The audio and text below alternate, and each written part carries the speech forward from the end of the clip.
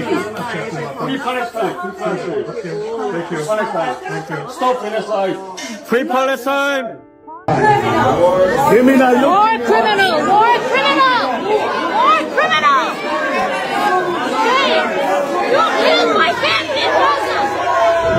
Serangan yang terus dilakukan Israel di jalur Gaza ditambah dengan blokade bantuan ke Gaza menyebabkan banyak anak-anak meninggal karena kelaparan. Tak bisa dibantah ini merupakan sebuah aksi genosida terencana yang dilakukan oleh sebuah bangsa yang disebut sebagai kejahatan besar di dunia. Dan hal itu telah memicu kemarahan global, di mana akibatnya warga Israel kini menghadapi penolakan di berbagai belahan dunia. Mulai dari Timur Tengah, Asia hingga Eropa. Protes, pengusiran hingga larangan masuk ke beberapa negara menjadi bukti nyata bahwa dunia semakin vokal menyuarakan solidaritas terhadap rakyat Palestina. Dan di video kali ini kita bakal melihat momen-momen saat warga Israel menghadapi penolakan dunia akibat kekejaman negara teroris tersebut dalam melakukan kejahatannya genosida terhadap rakyat Gaza. So langsung kita bahas saja, tapi sebelum itu like dan subscribe dulu dong.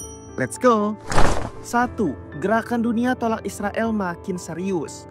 Setelah mengakhiri gencatan senjata, 2 bulan lebih dan terus berlanjut, Israel terus membombardir jalur Gaza. Dengan orang-orang di sana harus menderita akibat blokade bantuan yang ditutup oleh Israel. Akibatnya anak-anak kelaparan dengan laporan dari Al Jazeera menyebut jika hampir 290.000 anak-anak di Gaza berada di ambang kematian akibat kelaparan dan malnutrition di tengah blokade Israel. Hal itu pun membuat Amnesty International menyebut jika Israel melakukan genosida berencana. Melihat apa yang terjadi di Gaza saat ini, dunia pun bersuara lantang. Di Belgia pada 4 Mei, laporan dari TRT World menyebut jika ribuan orang berdemonstrasi untuk mendukung Palestina. Begitupun di London, also Norwegia, Paris Prancis, Roma, dan masih banyak lokasi di belahan dunia lainnya. Sekarang lihatlah bagaimana gedung parlemen Prancis dihiasi oleh foto-foto korban kebiadaban Israel terhadap warga Gaza. Sebelum akhirnya anggota parlemen Prancis, Aymeric Caron, mengutarakan protesnya soal genosida di Palestina.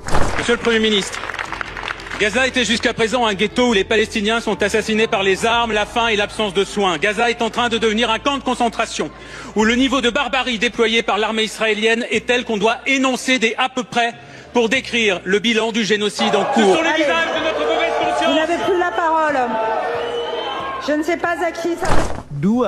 Seruan usir Israel dari beberapa negara. Selain dunia memprotes, menyuarakan untuk menghentikan genosida dan membuka keran bantuan masuk ke jalur Gaza, di sisi lain orang-orang Israel juga mulai menerima akibat dari sikap mereka dari beberapa negara di belahan dunia lain. Maksudnya dunia mulai marah pada orang-orang Israel dan itu tergambar dari banyak momen saat mereka menolak kehadiran warga Israel di wilayah negara mereka.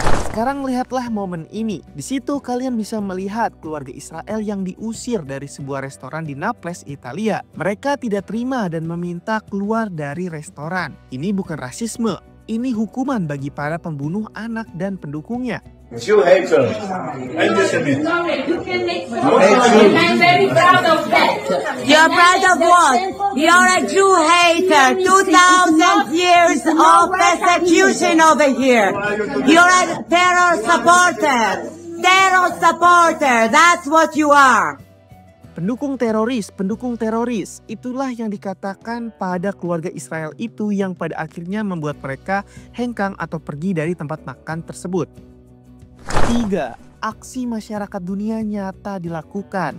Selanjutnya, kalian juga bisa melihat momen saat duta besar Israel yang ada di Korea dan tengah menikmati makan di sebuah restoran didatangi para pendukung Palestina di Korea. Di situ mereka meneriakkan olok-olok sekaligus cacian akibat genosida yang diperbuat oleh Israel. Free Palestine. Free Palestine. Thank you. Palestine. Thank you. Stop genocide. Free Palestine. 과학 Stop 기술이 genocide. 집단학살 도구가 돼선 안 되는데 제 소식은 Stop criminal. Stop genocide. Free Palestine. Genocide is not welcome here. Jelas hal itu membuat duta besar Israel itu nampak tak nyaman sebelum akhirnya pihak kepolisian datang dan para demonstran akhirnya meninggalkan lokasi. Tapi tentu ini menandakan jika bagi orang Korea pro-Palestina, orang Israel juga tidak diterima di negaranya tersebut. Sekarang lihat deh yang juga terjadi di Washington saat salah satu pejabat Israel diteriaki sebagai penjahat perang. Criminal. More criminal! More criminal! More criminal! Hey, you killed my family in Gaza!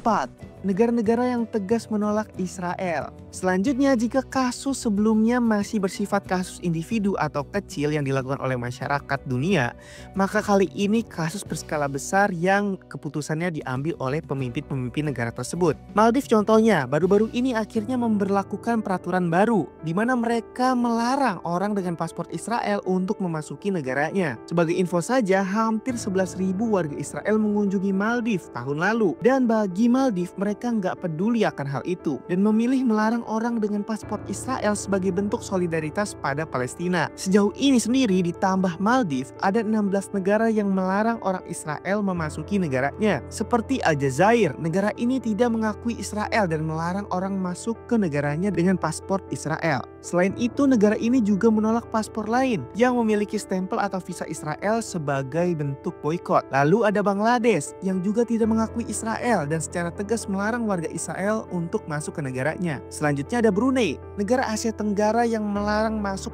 para pemegang paspor Israel. Pelaku yang memaksa masuk dapat dikenai denda atau deportasi langsung. Sementara Malaysia melarang masuk pemegang paspor Israel kecuali ada izin khusus dari Menteri Dalam Negeri untuk keperluan yang mendesak. Kemudian ada Iran, Irak, Kuwait, Lebanon, Libya, Oman, Pakistan, Arab Saudi, Sudan, Suriah, Uni Emirat Arab hingga Yaman. Nah, bagaimana dengan Indonesia? Indonesia tidak secara eksplisit melarang masuk warga Israel. Tetapi pemegang paspor Israel harus mengajukan visa melalui negara ketiga atau menggunakan kewarganegaraan ganda. Karena tidak ada hubungan diplomatik antara Israel dan Indonesia. Indonesia menerapkan kebijakan calling visa untuk Israel yang menilai negara ini memiliki resiko tertentu dari aspek ideologi, politik, dan keamanan. Namun ada periode tertentu seperti Mei 2018 di mana Indonesia menolak visa warga Israel sebagai protes atas kekerasan di Gaza yang memicu larangan balasan dari Israel terhadap turis Indonesia. 5. Israel dibenci seluruh dunia. Kebencian dunia pada Israel sendiri didasari oleh konflik dengan Palestina yang berkepanjangan. Dimulai dari pendirian negara Israel pada 1948 yang dikenal sebagai Nakbah oleh Palestina. Di mana ketika itu ratusan ribu warga Palestina mengungsi. Israel juga melakukan pendudukan atas wilayah Palestina di tepi barat, Gaza, dan Yerusalem Timur. Mereka pun melakukan pembangunan pemukiman di wilayah yang dianggap ilegal oleh banyak negara. Dan pada akhirnya saat dunia tak bisa menghukum Israel yang dibela oleh veto Amerika di tahun 2023, genosida dimulai di jalur Gaza yang memicu kemarahan global. Banyak yang memandang tindakan Israel sebagai pelanggaran hak asasi manusia besar. Alih-alih membela diri, Israel telah melakukan genosidanya. Bayangkan saja rencana yang dibuat Israel ini dengan memblokade jalur Gaza dan tak membiarkan pasokan makanan masuk selama 2 bulan, itu adalah bukti genosida yang direncanakan. Dan pada akhirnya menjadi wajar jika dunia menolak warga Israel dengan segala tindakannya.